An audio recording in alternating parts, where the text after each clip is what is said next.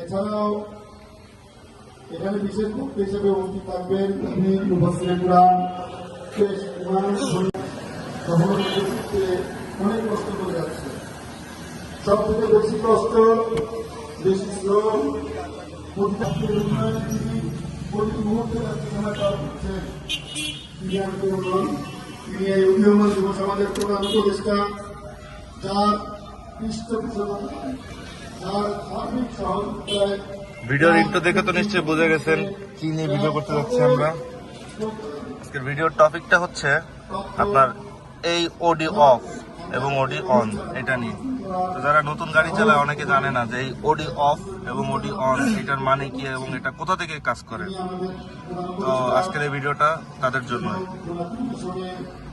তো প্রথমে আমরা সুইচ পাওয়ারটা পুরোপুরি অফ করে দিলাম, এই যে পাওয়ার টোটালি অফ। পাওয়ারটা দিলাম,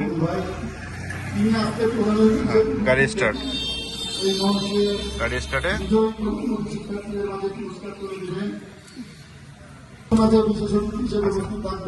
যখন গিয়ারে লাগাবো আমরা গাড়িটা, এই যে গিয়ারে লাগাইছি আমরা গাড়িটা, তো এখন কিন্তু আপনার ওডি লেখাটা অফ আছে।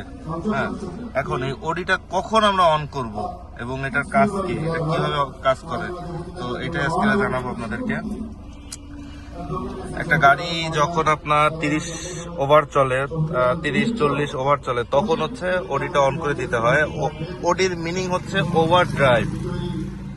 ওভার ড্রাইভ, তো এইটা দেওয়ার কারণ হচ্ছে আপনার 30-40-এর উপরে যখন গাড়ি চালাবেন তখন ফুয়েল এফিসিয়েন্টের ব্যাপার আছে। তো আপনি যদি ওডিটা অন করে চালান, 30-40-এর উপরে যখন যাবে তখন ওডিটা যদি অন করে চালান, আপনার ফুয়েল অনেকটা কম খরচ হবে এবং গাড়ির ইঞ্জিনটা অনেক ভালো স্মুথ ভাবে চলবে। তো এই ওডিটা কোথায় থাকে? এই যে গিয়ার লিভার, এর নিচে একটা সুইচ আছে। আমি যদি এই সুইচটা চাপ দিই, এই যে এখন অফ হয়ে গেছে। আবার এই সুইচটা যদি চাপ দিই তাহলে এই যে অন। অন মানে এটা লেখা চলে যাবে। এই যে এখন অন আছে, তার মানে লেখা নেই যেহেতু, সেহেতু এটা অন আছে। আবার যদি এটা চাপ দিই তাহলে এই যে অফ, তার মানে এখন এটা অফ আছে। তো আমি অফ নিয়ে মিনিমাম 20 থেকে 30 পর্যন্ত চালাবো। যখন 30-40 ওভার হবে তখন সাথে সাথে এটা আমি এটা চাপ দিয়ে এটা অফ করে দিব। এটা রানিং এ করা যায়, সমস্যা হয় না। কিন্তু এটা যদি একটু মেনটেন করে চালানো যায়, আপনার গাড়িটা ভালো থাকবে, গাড়ির ইঞ্জিনটা ভালো থাকবে, তেলে অনেক সাশ্রয়ী হবে।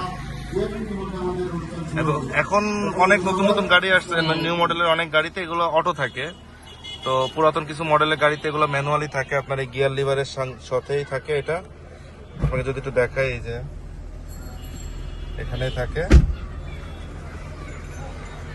তো এই পর্যন্তই আজকে। ভালো থাকবেন, সুস্থ থাকবেন। আসসালামু আলাইকুম।